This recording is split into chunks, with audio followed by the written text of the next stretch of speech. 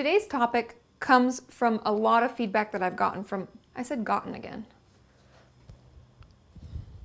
I think that's just how I talk, honey.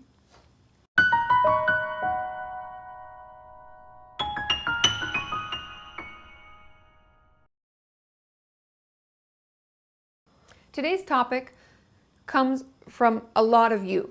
It's a lot of questions that I've received on either Twitter, especially on my website, katimorton.com. There's a discussion section, and I opened it up for feedback about what would you like me to talk about in my next video. And I've heard from many of you over and over about school and your eating disorder. How do I manage both? It's overwhelming, right? You just feel frustrated. You can't sleep at night. You can't study. You can't remember what you've studied. You freak out during the tests and you're half awake, half asleep. It just seems unmanageable. And I want you to know that it's not. There are a lot of things that we can do.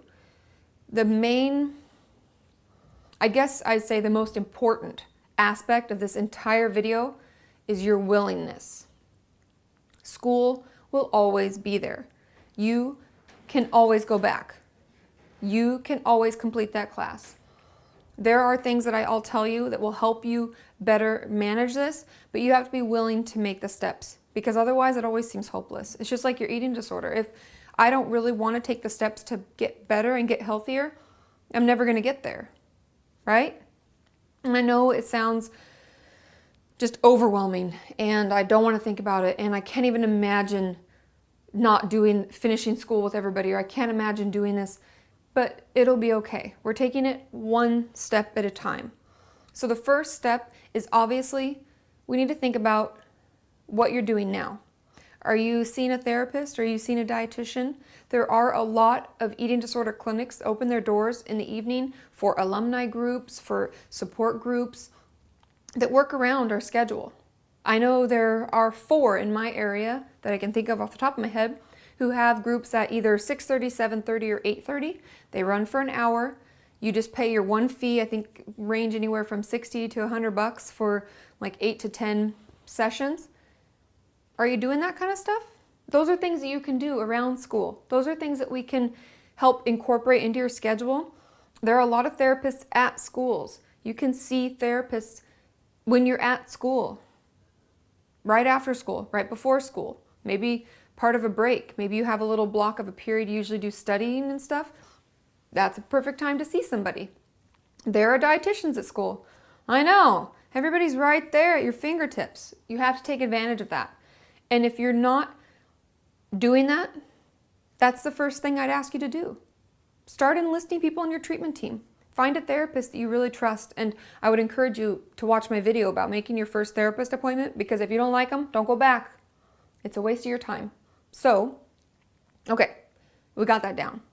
And that's what we call the outpatient. You just kind of work it into your schedule, and you have to make time for it. If that's not enough, if you are so severely ill and you're actually really worried for your health, maybe you've contemplated going to the hospital because something feels wrong and something's off. Maybe you've passed out multiple times. Maybe you have like gastrointestinal issues that are just wreaking havoc upon your ability to go to school. That probably isn't enough. And I would encourage you to go into a form of an inpatient program. The tricky thing with that is that you can't go to school while you do that. You may, and the key word being may, you may be able to do some study at the center, but I wouldn't really count on it.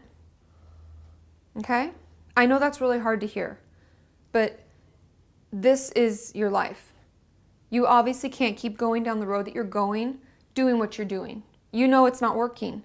You're telling me that you can't focus, that you're getting really shitty grades because you can't remember what you studied.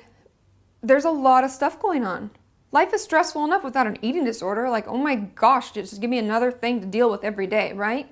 So taking the time to properly care for yourself, properly, get proper treatment, it's worth the time. So we have to make that decision. And I know it's a really hard decision. And that also requires that you tell people, like your friends and your family, and that can be really hard. But I'll help give tips as we work through that, because I know it's really difficult. Once you've made that decision, It's very simple to do. What you have to do is you have to make an appointment with your primary care doctor. I know you're thinking, what the heck? You're just talking about therapists and dietitians. What the heck do I need to see a doctor for? They're going to have to write a letter to your school. They'll be happy to do it. It takes them 10 seconds. A therapist you may also want to get her or him to write a letter. I've done these hundreds of times. They're very simple. All they need to say is that for medical reasons, you need to take a leave of absence from school. They'll know exactly what to put into it. You just need to tell them that you're suffering from anorexia, bulimia, binge eating, whatever it may be, and you're going into treatment, and so you're not going to be able to finish school this year, and you're going to need to take a break and come back and finish it later.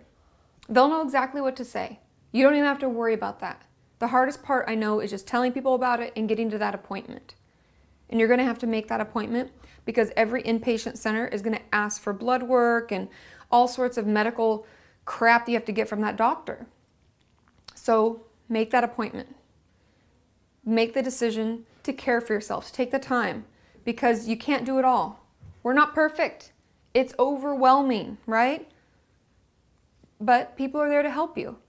And if you haven't even enlisted a therapist, that's the first thing I tell you to do. Go try to find a therapist. You need someone to vent to, someone to help, someone to support, that you can be real with, you can be honest. You don't have to worry about what they think. Okay? So think about it. Journal about it. Talk to a friend about it. But make the decision that will lead to a healthier you in the future. Okay? And let me know if you have any comments about this. Hey, I've done that and it didn't work out. What do I do now? Or hey, I am scared to tell my mom, or I'm scared to talk to the doctor. How do you say that? Any kind of feedback is great. Just make your comments below and don't forget to subscribe. So if I feel like there's enough comments about one topic, I'll happily do another video about this, giving more detail and more tips, and maybe there's more steps involved that I didn't address that you need me to talk about. I'd be happy to do it. And also don't forget to check out my website, katimorton.com. There's a lot of information, a lot of feedback on there as well. And let's just keep working. I know it's hard. I know every step seems harder, but it will get easier, I promise. And we'll continue working towards a healthy mind and a healthy body.